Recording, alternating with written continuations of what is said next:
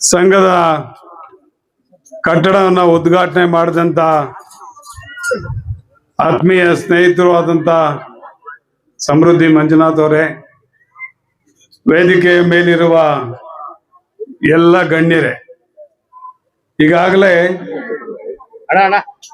ದಯವಿಟ್ಟು ಆಮೇಲೆ ಮಾತಾಡಿ, ಇಲ್ಲ ಮಾತಾಡಿ, ನೀವು ಮಾತಾಡಿ, ಇಲ್ಲ ನಾನು ಮಾತಾಡ್ತೀನಿ. ಏನು ಒಂದನ್ನ ಬ್ಯಾಟ್ನೂರು ಗ್ರಾಮಸ್ಥರನ್ನ,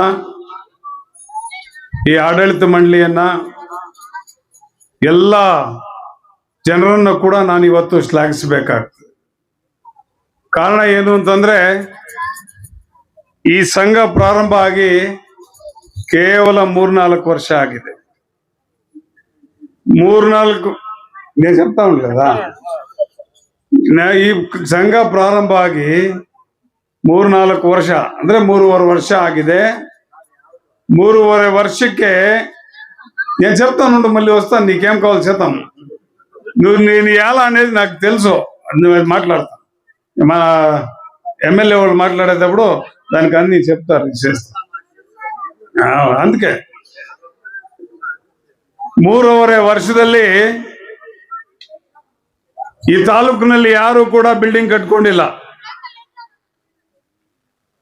ಇಷ್ಟು ಬೇಗ 3.5 ವರ್ಷಕ್ಕೆ ಬಿಲ್ಡಿಂಗ್ ಕಟ್ಕೊಂಡಿದ್ದಾರೆ ಅಂದ್ರೆ ನಿಜಕ್ಕೂ ಕೂಡ ಈ ಸಂಘನ ಬಹಳ ಚೆನ್ನಾಗಿ ನಡೆಸ್ಕೊಂಡು ಹೋಗಿದ್ದಾರೆ ಅಂತೇಳಿ ನಾವು ಹೇಳ್ಬೇಕಾಗ್ತದೆ. ಈ ಸಂಘ ಪ್ರಾರಂಭ ಆಗ್ಬೇಕಾದ್ರೆ ಬಹಳ ವರ್ಷಗಳಿಂದ ಕೇಳ್ಕೊಳ್ತಾ ಇದ್ದೆ ನಾನು, ಗೊತ್ತಿದೆಯಾ ಇಲ್ವೋ ಎಲ್ರಿಗೂ ಗೊತ್ತಿದೆ. ಬ್ಯಾಟ್ನೂರ್లో ಡೈರಿ ಸೇಂಡಪ್ಪ, ಬ್ಯಾಟ್ನೂರ್లో ಡೈರಿ ಸೇಂಡ ಅಂದ್ರೆ ಯಾರು ಮುಂದೆ ಬರ್ಲಿಲ್ಲ. ಯಾಚಿ ಎಲ್ಲರೂ ಇದಾರೆ, ಇದು ಹೇಳ್ತೀನಿ, చెప్తానుండు. నాకే తెలుసు, శ్రీనివాస్ గౌడు, అన్ని గౌడ్లు ఉండింది తెలుసు నాకేನು. ಇಂಥ ಒಂದು ಪರಿಸ್ಥಿತಿ ಬ್ಯಾಟ್ನೂರಲ್ಲಿ ಇತ್ತು. 2 ವಿಭಾಗಗಳಾಗಿದ್ರು, ಒಂದು ಕಡೆ ಕಾಂಗ್ರೆಸ್, ಒಂದು ಕಡೆ ದಳ.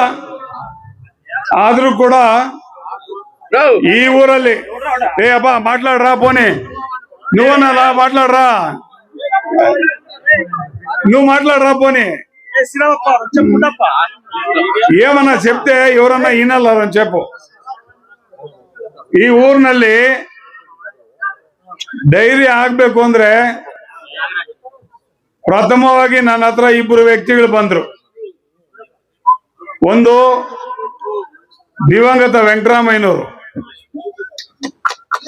ಆಮೇಲೆ ಈಗ ಏನು ನಿಮ್ಮ ಅಧ್ಯಕ್ಷರಾಗಿದ್ದಾರೆ ಸೀನಪ್ಪನವರು, ಇವರಿಬ್ರು ಕೂಡ ಬಂದ್ರು. ಇಲ್ಲಿ 2 ವಿಭಾಗಗಳಿತ್ತು, ಒಂದು ಕಾಂಗ್ರೆಸ್ ಪಕ್ಷ, ಒಂದು ದಳ. ಆದ್ರೂ ಕೂಡ ದಿವಂಗತ ವೆಂಕಟರಾಮಯ್ಯನವರು ನಮ್ಮ ಪಕ್ಷದಲ್ಲೇ ಇದ್ದವರು, PLD ಬ್ಯಾಂಕ್ ಅಧ್ಯಕ್ಷರಾಗಿದ್ದಂಥವ್ರು.